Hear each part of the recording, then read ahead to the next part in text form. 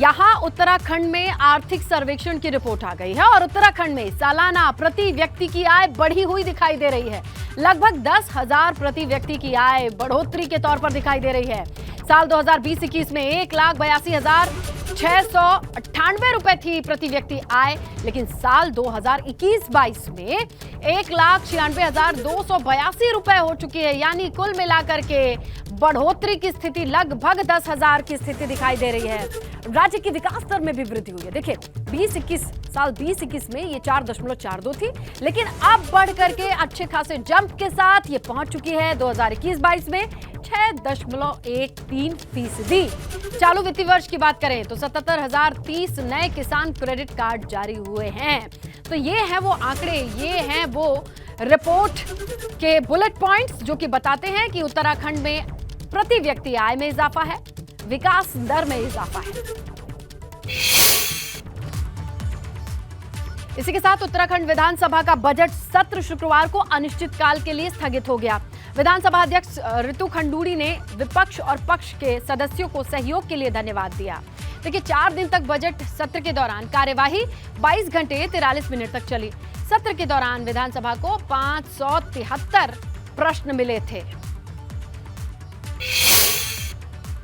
Learning curve था, बहुत अच्छा लगा, बहुत अच्छे लोगों ने बोला। मैं ये भी कहना चाहूँगी हमारे विधायकों ने, सीनियर और जो यंगस्टर्स हैं उनको देखकर भी बहुत खुशी हुई कि पार्टिसिपेशन बहुत अच्छा था विधायकों का। तो उनसे वो भी जो बोल रहे थे उससे भी सीखने को मिला, देखने को मिला। तो it was a good learning experience. और आगे चलकर हर आदमी सीखता है, हर रोज़ कुछ नया चीज़ सीखता, कोशिश करता है कि हम सदन को और सुचारू रूप से और अच्छे तरीके से और सवाल लें और लोगों को पार्टिसिपेशन करवाएं। तो देखिए लगभग 4 दिन तक की ये कार्यवाही रही, लेकिन सवाल खूब पूछे गए, आरोप प्रत्यारोप के दौर चले, हंगामे की तस्वीरें भी देखी। लेकिन कुल मिला के समरी क्या निकली ये समझने के लिए हम रुक करेंगे हमारे सहयोगी पंकज राणा का। देहरादून से सीधा जुड़ेंगे उनसे और समझेंगे। देखिए ये सवाल जरूर पूछा गया था ऋतु खंडूड़ी से। पंकज, आप ही ने पूछा था कि बड़ा छोटा सत्र है, विपक्ष भी यही कह रहा है। तो ऋतु खंडूड़ी ने कहा कि जितना बिजनेस उतना ही वक्त दिया जाएगा, जनता के पैसे से सदन चलता है, ठीक है। लेकिन सवाल इतने पूछे गए और 4 ही दिन के अंदर समेटा गया। विपक्ष का क्या कहना है इस पूरे सत्र को लेकर के? इसने तो देखिए बजट सब जब भी चलता है, कोई भी सत्र होता है तो काफ़ी महत्वपूर्ण होता है, और खासकर उन विधायकों के लिए जो अपने क्षेत्र की समस्याओं को विधानसभा के माध्यम से उठाते हैं, चाहे वो सत्ता पक्ष के विधायक हों या फिर विपक्ष के विधायक हों। और ये महत्वपूर्ण हो जाता है जब प्रश्नकाल का वक्त होता है, उनको जब सवाल लगाए जाते हैं उनके द्वारा, तो मंत्री उनको स्पष्ट तौर पर जवाब दे। क्योंकि सदन की जो कार्रवाई थी ये 20 जून तक तय की गई थी, 14 से 20 जून तक इसमें एक जारी किया गया था। लेकिन सरकार के पास जितना बिजनेस था उसी आधार पर सरकार ने अपना सत्र चलाया है, क्योंकि सरकार को अपना बजट पास करना था, कुछ विधेयक पास करने थे जो कल शाम तक पूरी तरह से कर लिए गए हैं। बजट सत्र की कार्रवाई विपक्ष ने मांग की कि बजट को आगे बढ़ाया जाना चाहिए, आगे इसको और बढ़ाया जाना चाहिए, ताकि जो सवाल बच गए हैं या कुछ ऐसे मुद्दे रह गए हैं जनहित के जिन मुद्दों पर विपक्ष चर्चा करना चाहता था। लेकिन सदन की कार्रवाई उसी हिसाब से चलाई गई है जितने सरकार के पास बिजनेस था। सरकार ने अपना विभागवार बजट कल पास कर दिया, उसके अलावा सवालों का जवाब दिया गया। 543 सवाल बहुत होते हैं। और देखिए सदन में माना कि बिजनेस है, लेकिन पक्ष और विपक्ष का संतुलन तभी बनता है जब सही तरीके से सवाल किए जाएं और उसका उत्तर दिया जाए, जवाब दिया जाए। कितने सवाल को कवर किया गया?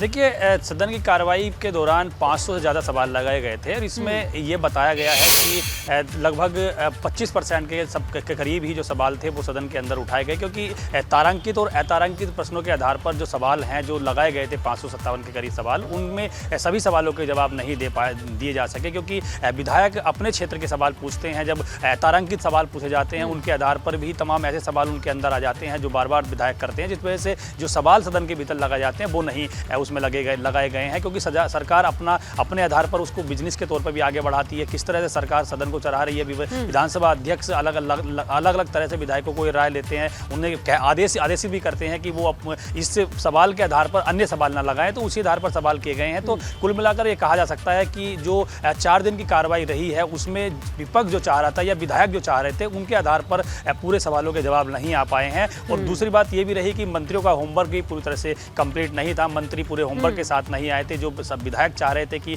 उन्हें हर सवाल का पूरा उसी आधार पर सब जवाब मिले जिस आधार पर सवाल पूछे जा रहे हैं, लेकिन गोलमोल जवाब दिए गए। हालांकि देखिए सदन की कार्यवाही अब समाप्त हो गई है, अब विधायकों के सवालों के जवाब तो नहीं मिले, लेकिन वो कोशिश ये करेंगे, सरकार से अभी भी ये कोशिश करेंगे कि उनके क्षेत्र की जो समस्याएं हैं वो पूरी तरह से खत्म की जा सके और जो सवाल लगाए गए थे उनके आधार पर ही उनका समाधान किया जा समस्याओं का सके। समाधान तब होगा जब समस्याओं से अवगत होंगे। अवगत कराने के लिए विधायक चुने गए हैं, विधायक अपनी समस्या लेकर के जाते हैं। अब वो सवाल कितना तार्किक है ये निर्भर करता है और उनको कितने पुरजोर तरीके से वो उठाते हैं। देखते हैं आने वाले सदन में किस तरीके की परछाई या छाप दिखाई देगी इसकी। शुक्रिया पंकज, जानकारी दे रहे थे हमारे सहयोगी। जो बजट सत्र खत्म हुआ उसे लेकर के आगे बढ़े। बात करें उत्तराखंड में भाजपा अभी से ही 2024 के लोकसभा चुनाव की तैयारियों में जुट गई है। मोदी सरकार के 8 साल पूरे होने वाले अभियान के तहत आज भारतीय जनता पार्टी का पूरे प्रदेश में बड़ा आयोजन है। समझिए, चंपावत में खुद मुख्यमंत्री पुष्कर सिंह धामी कमान संभालेंगे, उत्तरकाशी में मदन कौशिक, अल्मोड़ा में रेखा आर्या तो हरिद्वार में धन सिंह रावत जनसभाएं करेंगे। मोदी सरकार के 8 साल के कामकाज और उपलब्धियों की गिनती होगी और इसी के बारे में ये नेता जनसभा में लोगों को अवगत कराएंगे, बातचीत करेंगे। किसका कहां प्लान है, कहां जनसभा करना है, ये शेड्यूल आपके सामने रख रहे हैं। सीएम पुष्कर सिंह धामी चंपावत में रहेंगे जहां से उन्होंने चुनाव जीता है, मदन कौशिक उत्तरकाशी में, अल्मोड़ा में रेखा आर्या, मंत्री धन सिंह रावत हरिद्वार में जनसभा करेंगे। और सबका मकसद होगा कि मोदी सरकार के 8 साल पूरे हो गए, नजर 2024 पर है और इसी मद्देनजर ये समझाया जाएगा, बताया जाएगा कि केंद्र की योजनाओं का असर कितना उत्तराखंड पर पड़ा है, केंद्र और राज्य की डबल इंजन की सरकार कितनी कारगर है। तो ये तमाम चीजें आज बताई जाएंगी, समझाई जाएंगी।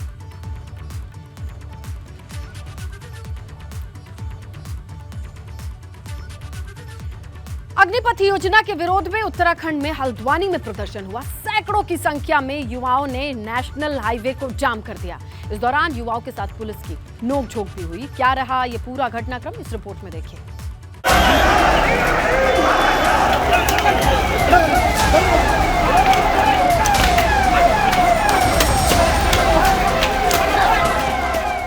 अग्निपथ योजना के खिलाफ युवा आग बबूला है।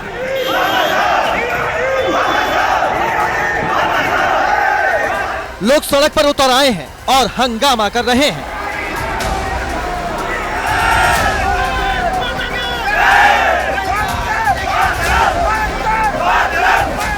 ये तस्वीरें हल्द्वानी शहर की हैं, जहां पर ये युवा अग्निपथ योजना के विरोध में प्रदर्शन कर रहे हैं।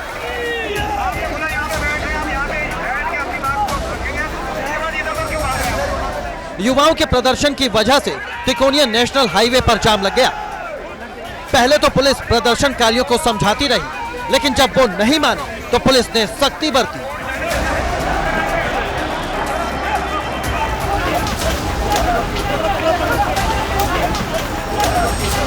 जहां जहां भी प्रदर्शनकारी युवा इकट्ठा हुए थे, वहां पुलिस ने लाठियां भांजना शुरू कर दिया। इस दौरान कई युवाओं को हिरासत में लिया गया, मगर कुछ पुलिस के चंगुल से छूटकर भाग निकले।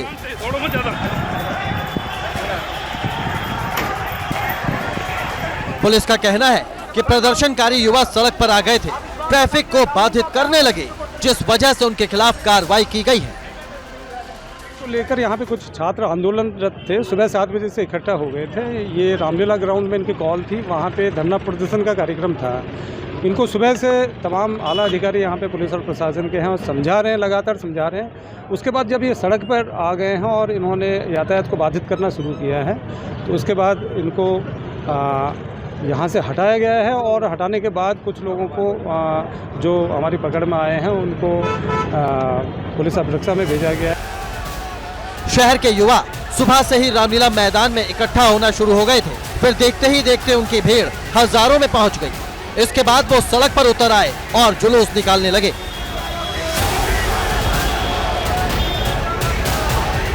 युवकों के प्रदर्शन की वजह से शहर में जाम लग गया। ट्रैफिक व्यवस्था बिगड़ी तो पुलिस को सख्ती दिखानी पड़ी। पुलिस की तरफ से संदेश साफ है कि बेवजह हुड़दंग करने वालों से सख्ती से निपटा जाएगा। एबीपी गंगा के लिए हल्द्वानी से अंकित साह की रिपोर्ट।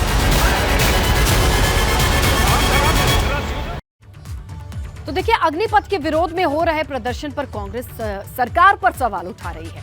कांग्रेस का यहाँ कहना यह है कि योजना युवाओं के लिए छलावा है, तो वहीं बीजेपी कह रही है कि कांग्रेस इस पर बेवजह की राजनीति कर रही है।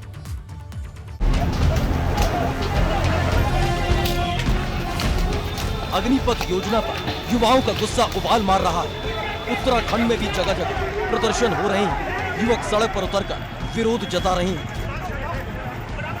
मामला गर्मा गया है, इसलिए राजनीतिक दल इस पर सियासी रोटियां सेक रहे हैं। कांग्रेस का कहना कि ये योजना युवाओं के साथ छलावा है।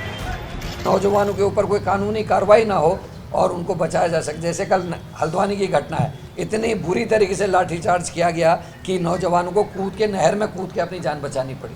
तो इन चीज़ों से, इन हालातों से बचाने के लिए कांग्रेस को मेरे ख्याल से आगे आना चाहिए और हमारी जिम्मेदारी है मुख्य विपक्षी दल होने के नाते कि हम देश के इस ऐसे निर्णय को, जिसने देश की सुरक्षा को खतरे में डाला है, उस निर्णय को वापस ले आने में महत्वपूर्ण भूमिका निभाए। हल्द्वानी में प्रदर्शनकारी युवाओं ने तांडव मचाए तो पुलिस ने सख्ती दिखाई, मगर कांग्रेस अब इसे लेकर सरकार पर हमलावर है। जब युवाओं ने अग्निपथ योजना का विरोध किया तो उत्तराखंड सरकार का तानाशाही रवैया सामने आया। पुलिस ने हल्द्वानी में युवाओं के ऊपर लाठीचार्ज किया, बुरी तरह से युवाओं को पीटने का काम किया। पुलिस जो युवा उसके विरोध कर रहे हैं, धरना देना चाह रहे हैं, उनको धमका रही है, 144 लगा रही है। कांग्रेस भले ही अग्निपथ योजना पर सवाल उठा रही है, मगर भाजपा का कहना है कि योजना भविष्य में काफी अच्छी साबित होगी। जब भी कोई अच्छा काम हुआ है आज तक इतिहास के अंदर, हमेशा उसका विरोध हुआ है। और मैं आभार व्यक्त करना चाहता हूं देश के प्रधानमंत्री मोदी जी का और रक्षा मंत्री माननीय राजनाथ सिंह जी का। कई दोषों के अध्ययन करने के बाद और बहुत सोच समझकर ये फैसला लिया गया है किस प्रकार से आज हमारे देश का, मैं हम कोई भी नहीं, जितने भी हमारे सराउंडिंग राष्ट्र हैं, किसी को भी हम अपना मित्र नहीं कह सकते। उधर किसान नेता राकेश टिकैत भी युवाओं से अपील कर रहे हैं कि अपनी बात शांतिपूर्ण तरीके से ही रखें। आंदोलन चल रहे, हम आंदोलन में ये है कि हिंसक आंदोलन ना कोई भी करे। बैठे डीसी के वहाँ पे बैठे, कहीं पे भी सरकारी उस पर बैठ के अपने धरने प्रदर्शन करें, क्योंकि गलत तरीके के लोग भी बीच में आएंगे, उनसे सबको बचना। उत्तराखंड से बड़ी तादाद में लोग सेना में देश की सेवा कर रहे हैं। पहाड़ से तो शायद ही कोई ऐसा घर ना हो जहाँ से युवा सेना में नौकरी न कर रहा हो। इन युवाओं की चिंता इस बात को लेकर कि इस योजना से कहीं इनका सेना में जाने का सपना चकनाचूर न हो जाए। मगर एबीपी गंगा ऐसे युवाओं से अपील करता है कि बगैर सच जाने हुड़दंग न करें। हल्द्वानी से अंकित, हरिद्वार से रोहित के साथ देहरादून से पंकज राणा की रिपोर्ट। और उधर उत्तराखंड के डीजीपी अशोक कुमार ने अधिकारियों के साथ बैठक की। अग्निपथ योजना का विरोध करने वालों को समझाने और शांति भंग करने वालों के खिलाफ सख्त कार्रवाई के निर्देश दिए। एसपी को, हमारे डीआईजीज को निर्देशित किया है कि वो युवाओं से बात करें, उनको समझाने का प्रयास करें, कोचिंग सेंटर्स वालों से बात करें, उन्हें भी समझाने का प्रयास करें और किसी भी हालत में राज्य में शांति व्यवस्था की स्थिति बिगड़ने ना दें, शांति व्यवस्था बनी रहनी चाहिए। मैं भी युवाओं से अपील करता हूं कि कृपया करके ऐसा कोई कार्य न करें जिससे कि प्रदेश की शांति व्यवस्था खराब हो, क्योंकि फिर ऐसे में हमें एफआईआर दर्ज करनी पड़ती है। एफआईआर दर्ज होगी तो युवाओं को ही नुकसान होगा, क्योंकि कल को उनको अगर सरकारी नौकरी जो मिलने वाली होगी उसमें उनका वेरिफिकेशन भी नहीं हो पाएगा। तो मैं आपके माध्यम से ये अपील करना चाहता हूँ सभी से कि कृपया करके शांति बनाए रखें और किसी भी दशा में कानून को अपने हाथ में लें। देखिए, इस वक्त यूपी से बड़ी खबर आ रही है। जौनपुर से अपडेट है। अग्निपथ योजना के विरोध में जमकर बवाल हुआ है। बस और पुलिस वैन में भी तोड़फोड़ की खबर आ रही है। सड़क पर उतरकर प्रदर्शन कर रहे हैं छात्र। सिकरारा थाना क्षेत्र के लाला बाजार में बवाल की खबर है। पुलिस बल मौके पर तैनात है। समझाने बुझाने के साथ सख्ती से निपटने की कवायद शुरू है। ये देखिए, बसेस में तोड़फोड़ की गई है। अग्निपथ योजना के विरोध में जौनपुर से ये बड़ी खबर आ रही है। पुलिस के वैन में, बसों में तोड़फोड़ की गई है। सिकरारा थाना क्षेत्र के लाला बाजार में बवाल की ये तस्वीरें आ चुकी है। देखिए, एक तरफ पुलिस की गाड़ी में तोड़फोड़, शीशे को टूटा देख सकते हैं आप। दूसरी तरफ बस है। ज्यादा जानकारी सहयोगी जावेद से लेते। जावेद, क्या क्या चल रहा है और अभी कैसा माहौल है जौनपुर में? तनाव है, फैला हुआ तनाव है। छात्र मौके पर हैं, पुलिस भी डटी हुई है। जिस तरह से सुबह सुबह ये तोड़फोड़ शुरू हुई है, जिला प्रशासन को अंदाजा भी नहीं रहा होगा कि कितनी सुबह तोड़फोड़ शुरू हो जाएगी। छात्र सड़क पर उतर आएंगे, पुलिस वैन तक को तोड़ दिया गया। हालांकि ये नहीं जावेद, अंदाजा क्यों नहीं रहा होगा? कल सुबह 5 बजे जब बलिया में जिस तरीके की तस्वीरें आई, पुलिस प्रशासन को अंदाजा क्यों नहीं है? देखिए, कल शाम तक जिस तरह से जौनपुर में शांति थी, सड़क पर तो छात्र उतरे थे लेकिन बवाल नहीं मचा पाए थे। लोगों को इत्मीनान हो गया होगा, पुलिस प्रशासन को, जिला प्रशासन को, कि शायद यहाँ पर इस तरह कुछ ना हो। बलिया में हुआ होगा या कहीं और हुआ होगा, जौनपुर में शायद ना हुआ हो। अभी हमारे सामने सारी गाड़ियां गुजर रहे हैं, जो पुलिस अधिकारी वहाँ पहुंच रहे हैं मौके पर। ये समझ लिया सिर्फ थाने की पुलिस अभी मौके पहुंच पाई है, ना अधिकारी मौके पे है, ना पुलिस बल इतने ज्यादा वहाँ पर है कि लोगों को रोक सके। रुद्रप्रयाग से खबर है, जहां तिलवाड़ा मयाली मोटर मार्ग पर हादसे की खबर मिल रही है। पंचायत में कार दुर्घटनाग्रस्त, मौके पर एक की जान गई है और कार में 5 लोग सवार थे। 4 की हालत गंभीर बताई जा रही है। हिमाचल प्रदेश के रहने वाले बताए जा रहे हैं ये सभी यात्री, जो कार में सवार होकर के अपनी यात्रा पर निकले थे। लेकिन रुद्रप्रयाग से हादसे की खबर और तस्वीर आई है।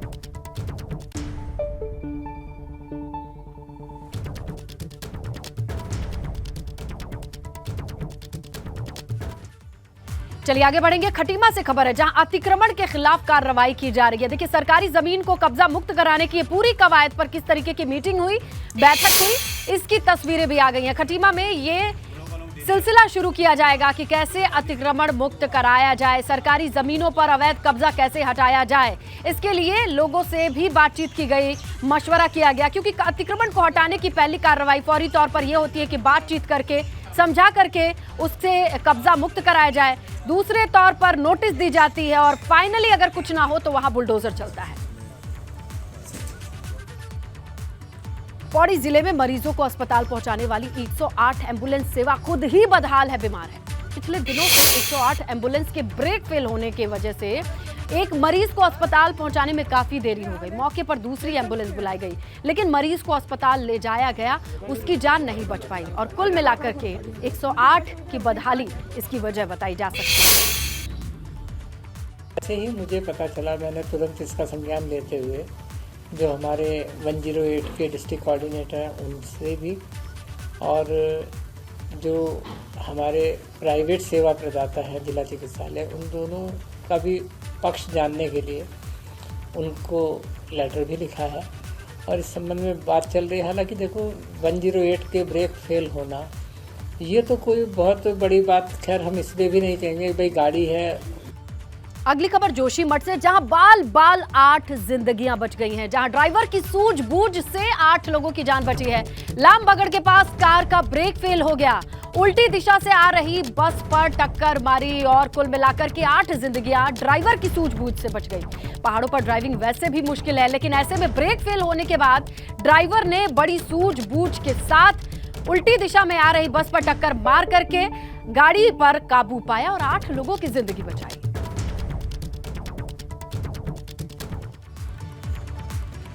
उधर बड़कोट में एक मिनी बस अनियंत्रित होकर सड़क से नीचे उतर गई। यहाँ गनीमत ये रही कि खाई में नहीं गिरी बस, वरना बड़ा हादसा हो सकता था।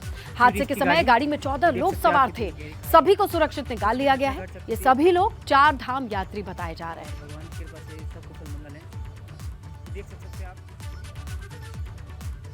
तो ये तस्वीरें देखिए आप, कितना एक पतला सा फासला रह गया है। अगर जरा सी भी ये गाड़ी, इस टेम्पो ट्रैवलर का बैलेंस बिगड़ता तो ये गहरी खाई में गिरती, और इसमें 14 लोग सवार थे, सभी 4 धाम यात्री थे। अगली खबर रुद्रप्रयाग से, जहां 6 sigma high altitude medical services की टीम केदारनाथ यात्रा में मेडिकल सर्विस देने के बाद अब नए मिशन में जुट गई है। जम्मू कश्मीर के स्वास्थ्य महानिदेशक की ओर से संस्था को यात्रा के दौरान चिकित्सा देने के लिए आमंत्रित किया गया है। 30 जून से ये शुरू होने वाली यात्रा, अमरनाथ यात्रा में भी 6 सिग्मा की मेडिकल टीम अपनी सेवाएं देगी। ये भी जान लीजिए कि केदारनाथ यात्रा में 6 सिग्मा के 46 डॉक्टर्स, पैरामेडिकल स्टाफ को यात्रियों को सेवा देने के लिए लगाया गया था। इस बार केदारनाथ में काफ़ी चैलेंजिंग पोजीशन थी हमारी, क्योंकि यात्रा बहुत ज़्यादा थी और मेडिकल व्यवस्थाओं के ऊपर प्रेशर भी बहुत ज़्यादा था। हमारे लोगों ने 24/7 काम किया और एक एक डॉक्टर ने लगभग 300 लोगों की जांच की। शासन प्रशासन का बहुत अच्छा सहयोग रहा, जिसमें डॉक्टर शुक्ला जी हैं CMO और हमारे मयूर दीक्षित डिस्ट्रिक्ट मैजिस्ट्रेट, इन्होंने हमें बहुत अच्छा सहयोग दिया और इनके सहयोग की वजह से सिक्स सिग्मा हेल्थ केयर बहुत ही बढ़िया यहाँ केदारनाथ में काम कर पाई। बड़ी खबर मिल रही है अग्निपथ योजना को लेकर के। गृह मंत्रालय ने बड़ा फैसला लिया है। अग्निवीर को CAPFS और असम राइफल्स में 10% आरक्षण मिलेगा। आयु सीमा में भी 3 साल की अतिरिक्त छूट देने का बड़ा फैसला। बड़ी खबर गृह मंत्रालय की ओर से, देखिए कार्यालय HMO इंडिया की ओर से क्या ट्वीट किया गया है। गृह मंत्रालय ने CAPFS और असम राइफल्स में होने वाली भर्तियों में अग्निपथ योजना के अंतर्गत 4 साल पूरा करने वाले अग्निवीरों के लिए 10% रिक्तियों को आरक्षित करने का महत्वपूर्ण निर्णय लिया है।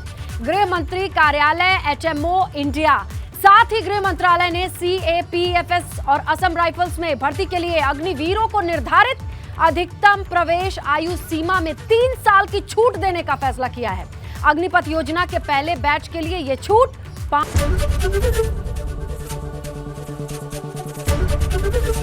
ABP गंगा, खबर आपकी, जुबान आपकी।